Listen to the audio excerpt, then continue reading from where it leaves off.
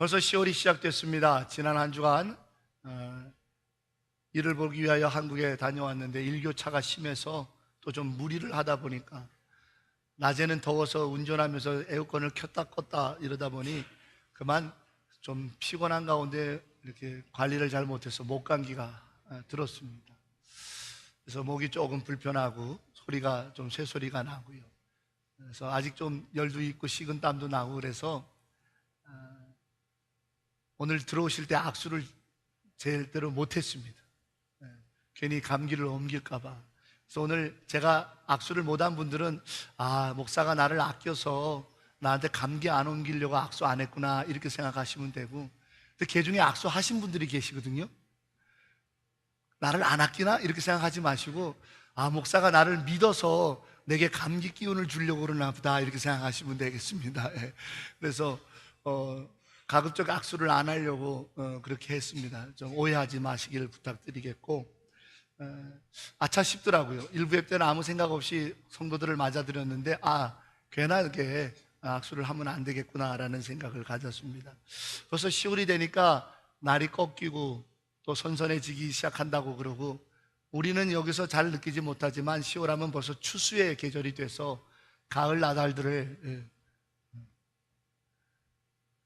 추수하여 드려지는 타작마당의 일들이 일어나지요. 오늘 10월을 시작하면서 벌써 4분기가 시작이 돼서 이 4분기는 정말 금방 지나갑니다. 그러다 보니 4분기가 되면 교회는 2018년도 한 해 동안을 돌이켜봅니다. 그래서 감사위원회에서 감사도 하고요. 그러면서도 그 모든 것들은 지나간 과거들을 책잡고 지나간 일들에 대해서 책임을 묻기 위함이 아니라 2019년을 계획하기 위함이죠. 이런 시간을 우리가 이제 4분기라고 그러는데, 이 4분기를 시작하는 이 10월에 어떤 은혜로 함께 나눌까라는 말씀을 기억하다가 이 10월이 조금만 더 할 수 있는 시간이었으면 좋겠다라는 생각을 은혜로 받아 여러분과 함께 나누려고자 합니다. 여러분, 헛똑똑이라고 하는 말을 아실 거예요.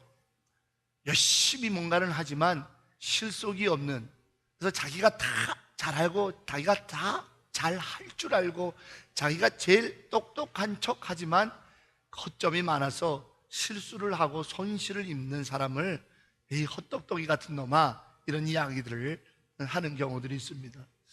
우리가 2018년을 열심히 살아가고 신앙생활하고 열심히 분주하게 뛰었는데, 영적인 추수의 때에 결론 지어 볼 때 나는 헛똑똑이 역할을 했네 라고 하는 그러한 아픔과 공허함이 들면 어떡하겠습니까?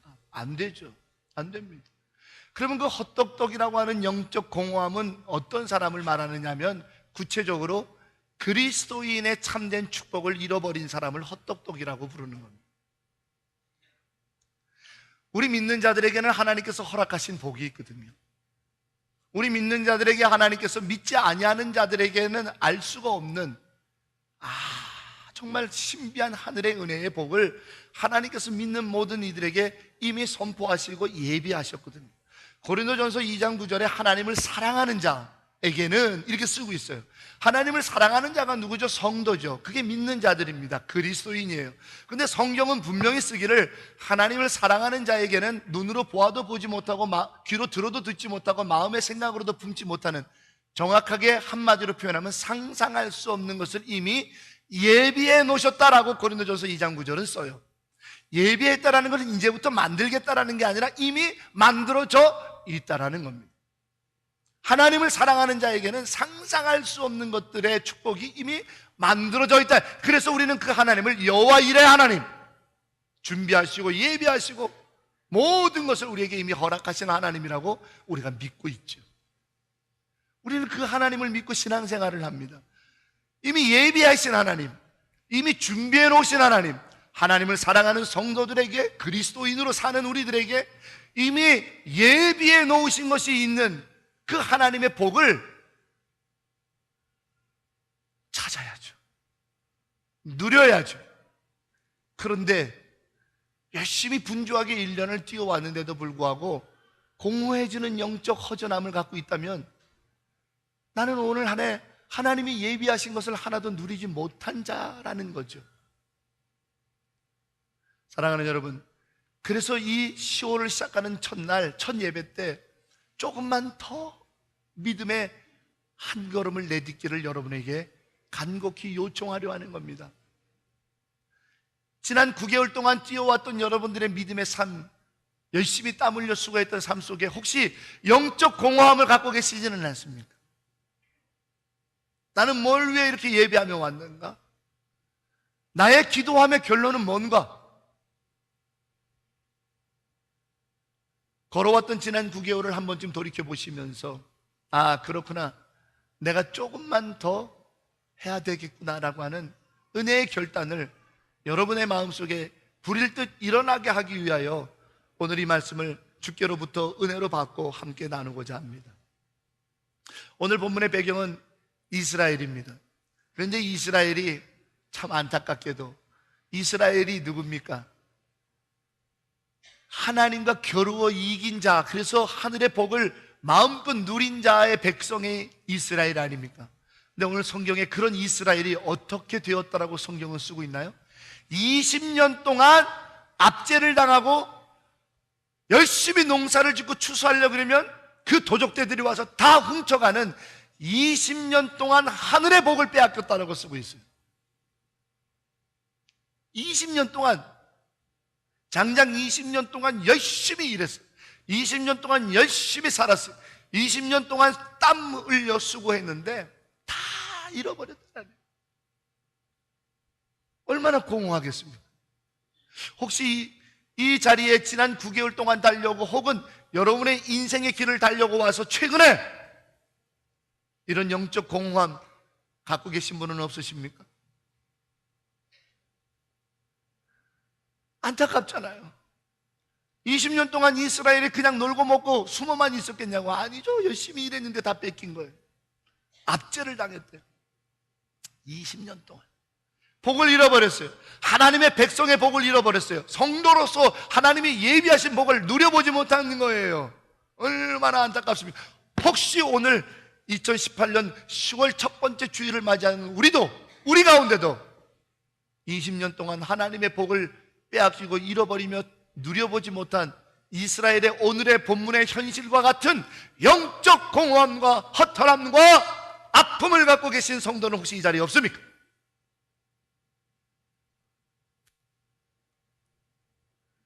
이런 상황을 타개하기 위해서 하나님께서는 드보라라고 하는 여선지자에게 하나님의 거룩한 계획을 보여주시고 들려주셨습니다. 드보라가 고민을 합니다. 이 하나님의 거룩한 계획을 누구에게 시켜서 이룰까? 바락이라고 하는 군대 장관을 불러들였습니다. 그가 생각하기에 바락이 가장 적임자라고 생각한 거예요. 하나님의 복을 회복시키고 하나님의 예비하신 복을 누릴 수 있게 하는 수 있는 사람이 바로 그 바락이면 될 거라고 생각했습니다. 그리고 그 바락을 부르죠. 그리고 그 바락에게 축복합니다. 네가 가라. 너에게 이스라엘 백성을 쥐어짜서 만든 10,000명의 최후의 군대를 맡기겠노라. 이것이 마지막 희망이라. 이 군대를 데리고 다볼산으로 가라. 내가 우리를 20년 동안 압제했던 가나안 왕 야빈, 그리고 그의 군대 장관 시스라, 그리고 우리를 꼼짝 못되게 20년 동안 압박을 가했던 저들의 900대나 되는 철병거를 기손강에 불러들여 내 손 앞에 놓아주리라. 이거는 하나님의 명령이라. 그때 네가 그 10,000명을 데리고 내려와서 다 처치하고 이스라엘에 예비하셨던 하늘의 복을 회복시키거라. 어마어마한 하나님의 계획을 그것도 구체적으로 들려줍니다. 네 손에 주리라. 기가 막힌 거죠. 20년 동안 잃어버렸던 이스라엘의 복을 내 손에 맡기겠다는 거예요. 내 손에. 그때 바락이 답합니다. 나는 못하겠습니다.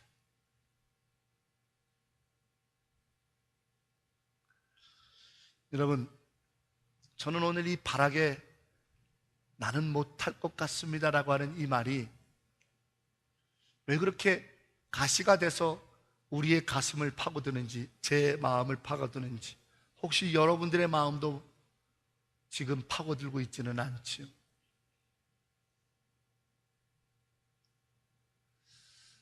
이렇게도 생각해 봤어요. 만약에 바락을 불러서 이 명령을 해준 사람이 삼손이라면 바락이 이렇게 얘기했을까? 왜? 삼손을 힘을 당할 자가 없잖아요. 당나귀 턱뼈로 훈련된 블레셋 군대 1000명을 쳐 죽이는 엄청난 파워의 삼손이 가라! 네 손에 맡기리라! 했었으면 바락이 이렇게 말했을까? 혹은 사무엘 선지자가 얘기했다면, 사무엘 선지자면요 영적으로 통달한 자 아닙니까? 그의 영적인 통찰력과 영적인 파워는 누구도 감당할 수가 없잖아요. 그런 사무엘이 탁 불러다가 하나님께서 말씀하시니, 봐라, 네가 이 10,000명의 군대를 데리고 가 철병거 900성을 내 손에 맡겼으니 하나님의 이름으로 처치하고 이스라엘의 복을 회복시키거라. 사무엘이 그랬다면 어땠었을까? 혹은 기드온은 어떨까요? 기드온 그가 누구였습니까? 300명만 데리고 가서 그 14만 4천이나 되는 미디안 도적대를 물리쳤던 용기 백백했던 그 사람이, 야 바라가, 나도 300명 데리고 그 14만 4천을 물리쳤던 내가 말하노라, 네가 가서 해결하라 해도 못하겠습니다라고 말했을까? 그런데 오늘 성경은 드보라에 대해서 2가지를 설명합니다. 한 남자의 아내가 말했다라는 거예요. 드보라에 대한 설명이요, 무슨 300명을 데리고 가서 엄청난 일을 한 사람 아니에요. 당나귀 턱뼈로 1000명을 쳐붙였이 아니에요. 그에게는 하나님의 영이 늘 임하였던 선지자, 그런 것도 아니에요. 드보라, 한 남자의 아내. 너무 기드온이나 삼손이나 사무엘에 비해 그 말에 권위를 줄 수 없을 것 같은 드보라에 대한 설명이에요. 2번째 설명, 종려나무 밑에서 사람들의 시시비비를 가려주던 지혜로웠던 여인. 이게 드보라에 대한 설명의 전부예요. 혹시나 바락이 그런 드보라가 말해서 택도 없는 소리하고 앉았네, 현실을 모르는 말하고 앉았네, 철병거 900승이 어떤 건데 도대체 10,000명 데리고 숨어 있다가 기손강에서 거기를 내 손에 줄 테니까 가서 기습을 하라고? 말도 안 되는 작전하고 앉았네 라고 하는 인간적인 판단과 생각 때문에 나는 못하겠습니다 라고 말하지는 않았을까? 라는 생각을 갖게 됐습니다. 여러분, 우리의 영적 공허함, 영적 허탈함, 우리가 하나님께서 예비하신 축복을 잃어버린 자들의 안타까운 심령은요, 거기에 원인이 있어요. 뭔가 세상에 이름난 사람, 뭔가 영적으로 대단하다는 사람의 권면은 절절절절 맵니다. 거기에 매여 있습니다. 그러나 집안에서 내 아내가, 여보 기도해야지, 너무 그 말을 경홀히 여겨요. 전쟁의 전자도 모르면서 자기는 이 종려나무 나무 아래가지에서 입으로만 전쟁하고 있고 나보고 10,000명을 데리고 가서 20년 동안도 한 번도 해결하지 못했던 철병거 900승하고 부딪히라고, 그것도 작전이라고 말을 하고 앉았냐? 네가 가야지 내가 가겠냐? 그 분야의 전문가가 아니라고. 내가 군대는 전문가야. 내가 군대는 전문가인데 당신은 이 나무 아래서 맨날 기도나 하고 앉았으면서 뭐 어쩌라고? 라고 내가 전문가라는 얘기 때문에 그 말을 경홀히 여긴 것은 아닐까요? 우리도 어쩌면 하나님께서 당신을 사랑하는 자에게 예비하신 성도된 그리스도인의 이 놀라운 축복을 아직도 이 작은 목소리를 통해 하나님께서 말씀하시는 하나님의 요청에 순종하고 순응할 줄 몰라서 우리가 잃어버리고 있지는 않을까? 여러분, 오늘 바락을 부르는 자가 누구입니까? 드보라가 불렀습니까? 오늘 바락을 불러서 1만 명의 군대의 지휘관으로 삼아준 것이 드보라였습니까? 이스라엘 백성이었습니까? 아니요, 하나님이셨습니다.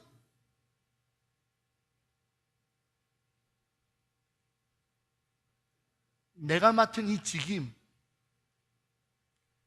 하나님 주신 것, 나에게 주신 이 삶, 하나님이 주신 나의 하루의 삶, 나를 부르시고 나를 세우시고 나로 하게 하시고 나로 꿈꾸게 하시고 나로 계획하게 하시고 나로 땀 흘리게 하시고 나로 하여금 살아가게 하셨던 그분이 누군지를 바락은 잃어버렸던 거예요. 그래서 그는 성도에게 예비되었던 놀라운 축복, 내 손에 맡겨 놓았다라고 하는 것을 빼앗겼습니다. 잃어버렸습니다. 어쩌면 우리도 지난 9개월 동안 연약한 내 아내를 통해 혹은 내 남편의 툭 던진 한마디를 통해 혹은 이 강대상에서 선포되었던 설교를 통해 혹은 샘터에서 또 각종 자리에서 아유 하면서 던져진 내 마음에 꽂혀졌던 주님의 요청이 있었었는지 모르겠습니다. 아니, 있었습니다. 하나님은 당신의 사랑하는 자에게 말씀하시는 분이시기 때문입니다. 분명히 우리에게 요청하시고 말씀하셨었습니다. 근데 우리가 내가 전문가야, 아유 사는 거 몰라서 그래, 세상살이 모르니까 저런 말 하는 거야, 혹은 아내와 남편의 툭 던져진 그래도 기도 한번 하고 하지 라고 하는 말들을, 하나님을 바라보라고 하는 말들을, 하나님께서 이 일의 주인이시라고 하는 말들을, 하나님을 신뢰해야 된다는 말들을, 하나님이 모든 것의 주인 되신다라고 하는 이 말들의 요청을 혹시 우리가 잊어버리고 살았다라는 거죠. 그래서 영적 공허함이, 영적 안타까움이 우리에게 주어지는 것이죠. 오늘 바락처럼 말입니다. 드보라의 소리로 들리는 거예요. 드보라의 소리로 들리는 거예요. 한 남편의 아내의 소리로밖에 안 들리는 거예요.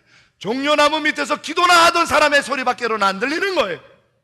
하나님, 나를 부르신 그분, 그리고 이 전쟁의 주관자, 이 전쟁을 승리하게 하실 하나님의 음성으로 듣지 못하는 닫혀진 귀, 마음이었기 때문에 그는 내 손에 맡겨놓겠다라 했어요. 오늘 성경은 분명히 내 손에 바라가 너의 손에 이 모든 걸 얹어주겠다. 그러나 바락의 대답은 못할 것 같습니다. 사랑하는 여러분, 이 모습이 혹시 우리라면 지난 9개월을 돌이켜보고 우리 인생의 시간대를 이렇게 살펴보면서 오늘 내 현장에서 이것이 나의 모습이라면 조금만 더 다시 시작해보면 안 될까요? 이 한 해 아직도 3개월이 남았잖아요. 아직도 내 남은 날들에 대한 기대하는 날들이 있잖아요. 그러니 지금부터 조금만 더,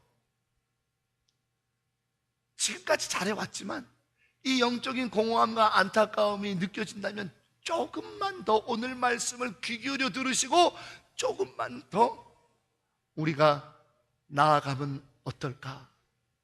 영적으로, 믿음적으로 조금만 더 순종의 길로, 조금만 더 기도의 자리에, 조금만 더 내 삶을 드리기 위한 예배로 조금만 더 하나님을 신뢰하며 하나님께 초점 맞춰지는 길을 걸으면 좀 안 될까?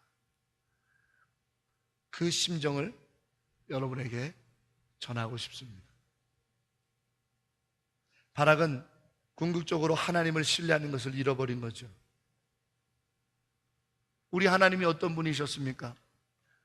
8살, 9살, 10살 정도 되는 소년에게 기름을 부어 놓고는 방치하신 분이 아니십니다. 기름을 부은 그 다윗을 끝까지 책임져셨던 분입니다. 갈대아 우르와 하란 땅에서부터 아브라함을 불러놓고는 그의 인생을 내몰아라 하셨던 분이 아닙니다. 아브라함의 인생을 부르셨기 때문에 아브라함의 인생을 끝까지 책임지셨던 분이 우리 하나님이십니다. 사울을 기름 부어 왕위에 얹어놓고 외면하고 버리신 분이 아닙니다. 끝까지 돌아오기를, 마치 누가복음에 기록되어 있는 집 나간 둘째 아들이 돌아오기를 그 때 한볕에서 상고가 먼데 날마다 기다리셨던 하나님, 그 하나님께 우리의 시선과 마음을 조금만 더 집중해서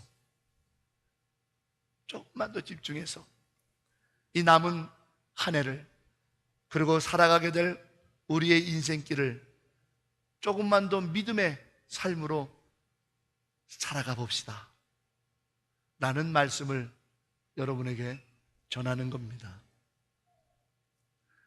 우리를 당신의 형상으로 만들어 이 땅에 처박아 놓고 니들끼리 죽든지 말든지 마음대로 하라 하신 분이 아니라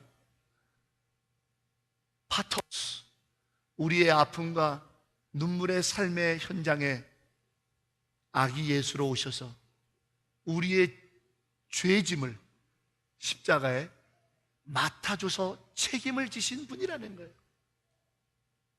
세상에 어느 신이, 세상에 어떠한 사람이 내 수고하고 무거운 짐을 다 내게 내어놓고 자유하라 하신 분이 있습니다. 오직 우리 주님밖에 없습니다.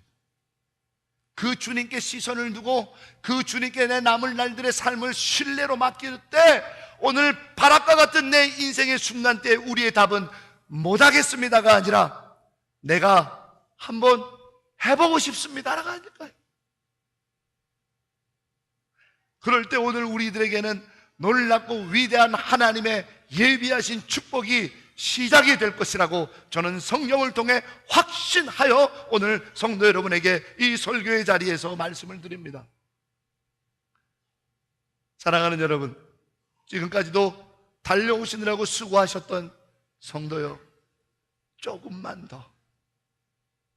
더 믿음의 삶으로 하나님 앞에 신뢰할 수 있는 길을 좀 걸어보시면 어떻겠습니까? 물론 세상에 바쁘고 힘든 일 많습니다. 오늘 바락도 이스라엘이 20년 동안 압제를 당하다가 마지막으로 만든 1만 명의 군대를 지휘할 책임자, 적임자로 선택될 만큼 그는 세상적으로나 군사적으로나 육신적으로나 전쟁에 능한 훈련이 이미 되어 있는 사람이었을 거라고 오늘은 추측할 수 있습니다. 그러니 마지막 군대, 마지막 20년 만에 마지막 희망의 1만 명의 군대를 조직하고는 그에게 책임을 맡길 정도니까 준비가 된 사람일 거예요.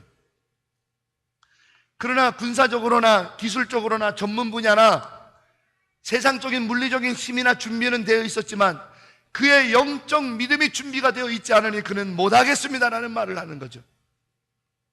그의 훈련이 조금만 더 이 세상에서 필요한 것들에 대한 훈련에서 그치지 말고 조금만 더 영적인 훈련에 조금만 더 나아갔더라면, 영적인 훈련의 장소에 조금만 더 나아갔더라면 바락의 대답은 분명 달라졌을 것이라고 확신합니다.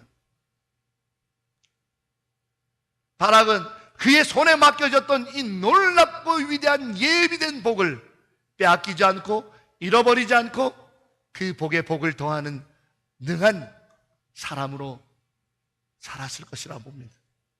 그것이 오늘 우리여야 되지 않겠습니까? 로고스 필름이라고 하는 드라마를 외주로 제작하는 드라마 제작하는 회사의 대표가 이장수 PD입니다. 이제는 드라마 PD가 아니라 드라마를 제작하는 제작사 대표가 됐죠. 인기 드라마를 PD 시절에 참 많이 만들어내서 사람들로부터 명성과 또 얼마간의 부를 얻은 사람입니다. 그런데 그는 거의 거반 죽게 되었다고 합니다. 왜냐하면 드라마를 하나 만드는 일이 쉬운 일이 아니기 때문에 이른 새벽부터 밤늦게까지 정말 거의 철야를 하듯 드라마를 찍어냈기 때문입니다. 내가 이러다가 제명에 못 죽지, 내가 이러다 제명에 못 죽지, 이게 그 사람이 입에 달고 달았던 말이랍니다. 어느 날 아내가 같이 새벽기도 가자고, 새벽기도 가자고, 당신 허튼데 너무 힘을 쓰는 것 같다고 새벽기도 가자고 요청을 하더랍니다. 내가 얼마나 바쁜데 지금 당신이 편하게 집에서 한다는 소리가, 화를 내고 나갔더니 그 다음 날도 그 다음 한 달을 조르더랍니다. 그리고 마지막 한 달째 되는 날 이혼 서류에다가 자기 도장을 아내가 찍어놓고 디밀더랍니다. 내일 나랑 새벽기도 안 나갈 거면 여기 도장을 찍어달라는. 당신 이러다가는 분명히 과로사로 쓰러질 것이고, 그러면 나는 과부가 될 건데 과부가 되려니 차라리 빨리 헤어지자라는. 그런데 살아오면서 아내의 그런 비장한 얼굴을 한 번도 본 적이 없더랍니다.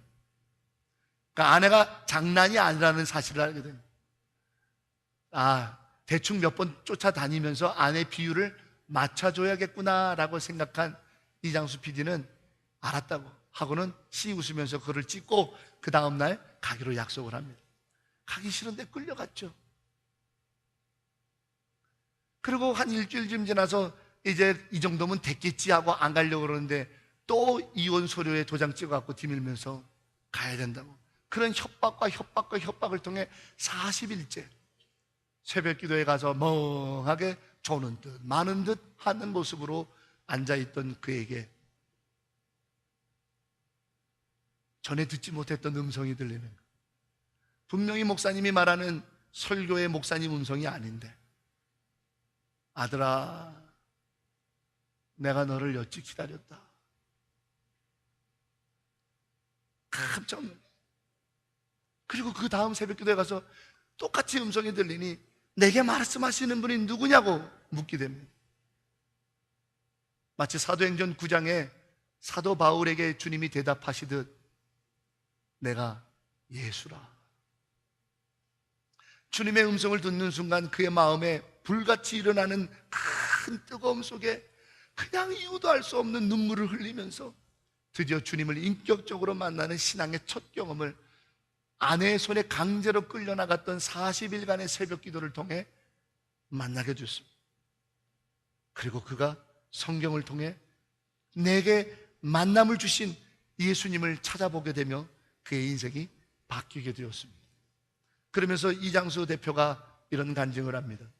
내가 젊은 날 나의 삶을 무엇에 뼈 빠지게 드렸던 거, 내가 정말 무엇을 위하여 살아야 되는 인생이었던 거, 내가 젊은 날 땀을 흘리며 밤을 시새우며 살아왔던 날들을 후회하지는 않지만 그 이유가 과연 무엇을 위함이었던가 던지며 이제는 정말 내가 해야 될 것, 정말 내가 힘써야 될 일들을 먼저 하며 하겠노라 하며 주님을 만나는 일, 가족을 사랑하는 일, 믿음을 훈련하는 일을 먼저 하며 내가 살아가겠다라고 말을 합니다. 여러분, 우리도 마찬가지 아닙니까? 속 편하게 교회에서 기도만 하는 목사의 소리로 듣지 마십시오. 종려나무 나무 아래서 기도만 하던 한 남편의 여자된 네가 뭘 안다고, 전쟁에 대해서 뭘 안다라고 말하냐며 나는 못하겠다라고 말했던 바락과 같은 우를 범하지 마십시오. 주님께서 정말 원하시는 것은 조금만 더 주님께로 가까이 오는 것입니다. 조금만 더 주님을 좀 아는 일에 힘을 내달라는 겁니다. 조금만 더 주님을 사랑할 수 있는 길에 접어들라는 겁니다. 조금만 더 주님께 여러분의 인생을 맡기는 눈물의 기도를 흘려보라는 겁니다. 왜? 내가 너를 사랑하니까. 왜? 내가 너를 기다리니까. 왜? 내가 너를 위하여 예비한 것에 있으니까. 그런데 바락같이 우리는 못하겠습니다. 사랑하는 여러분, 조금만 더 우리 미리 예단하면서 실망하고 포기하지 맙시다. 우리 조금만 더 고개를 들어서 좀 멀리 내다봅시다. 천국을 좀 바라봅시다. 우리 조금만 더 우리의 삶의 자리에서 하나님을 꿈꾸고 기대해 봅시다. 조금만 더. 우리 조금만 더 억울하다고 원망하고 시시비비 가리자고 다투고 분쟁하고 말하고 막 싸우지 말고 조금만 더 억울하도 참아내 봅시다. 우리 조금만 더 미움과 분노로 폭발하지 말고 절제합시다. 우리 조금만 더 우리의 입술에 말을 좀 아낍시다. 우리 조금만 더 지금까지 해왔던 것처럼 부지런히 살아갑시다. 우리 조금만 더 흔들리지 말고 강하게 믿읍시다. 우리 조금만 더 힘있게 아랫배에 힘주고 목소리 크게 주님을 부르짖어 봅시다. 우리 조금만 더 서로 사랑합시다. 우리 조금만 더 인생을 눈물로 살아냅시다. 그 조금만 더 한다는 것은 하나님께 맡겼다는 것이고, 하나님께서는 당신에게 맡으신 것을 반드시 우리가 생각했던 것 이상으로 하시는 분이기 때문에, 데살로니가전서 5장 24절에 이르기를 너희를 부르시는 이는 참 미쁘신 이이기 때문에 너를 부르셨을 뿐만 아니라 또한 너를 통해 역사하실 것이라. 지난 8년 동안 이곳 마닐라에서 살아간다는 것이 정말 쉽지 않다는 것을 많이 성도들의 삶을 통해서 보고 알았습니다. 조금 비유적으로만 하면 마닐라에서 이민 생활을 하며 신앙 생활을 하는 것이 조용히 흐르는 물과 같다, 이런 생각을 해본 적이 있습니다. 겉표면을 보면 물이 흐르는 건지 멈춰 있는 건지 잘 모르겠습니다. 그래서 만만하게 보고 그 속에 들어갔더니 그 물속은 거칠게 유속이 빨라 하다가 물속에 빠져들고, 정신 잠깐 한눈 팔면 저만치 떠내려가 있는 그렇게 흐르는 물 같은 게 마닐라에서의 이민 생활이 아닌가, 나름 그렇게 한번 정리도 해봤습니다. 우리 눈에 보이는 게 전부가 아니고, 우리 눈에 보여서 변화되는 것 없이 맨날 그날이 그날 같고 저날이 저날 같고 맨날 더운 나라야, 그렇게만 보여지지 않더라는 겁니다. 그 속은 엄청난 영적 싸움이 있고, 그 속은 엄청난 땀의 수고함이 있는 치열한 삶의 현장이었던 것을 알 수 있었습니다. 사랑하는 여러분, 그렇기 때문에 우리는 조금 더 힘을 낼 필요가 있습니다. 그렇기 때문에 우리가 조금 더 주께 가까이 가기 위한 마음을 품어야 할 필요가 있습니다. 그래야만 우리가 깨어있고, 그래야만 우리는 하나님의 부르신 역사의 삶을 살아낼 수 있을 거라는 생각을 자주 합니다.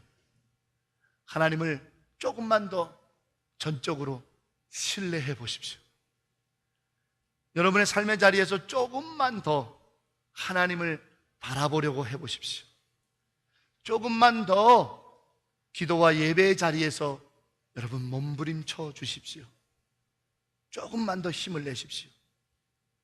조금만 더 주께로 가까이 가려 하십시오. 조금만 더 주님을 마음에 품고자 하십시오. 거기에서 못할 것 같습니다가, 주님, 내 힘으로는 안 되지만 주님 함께 하시면 내가 올라가 보겠습니다. 그 축복의 시작이 가능하리라 봅니다. 조금만 더 우리 주님을 향해 봅시다.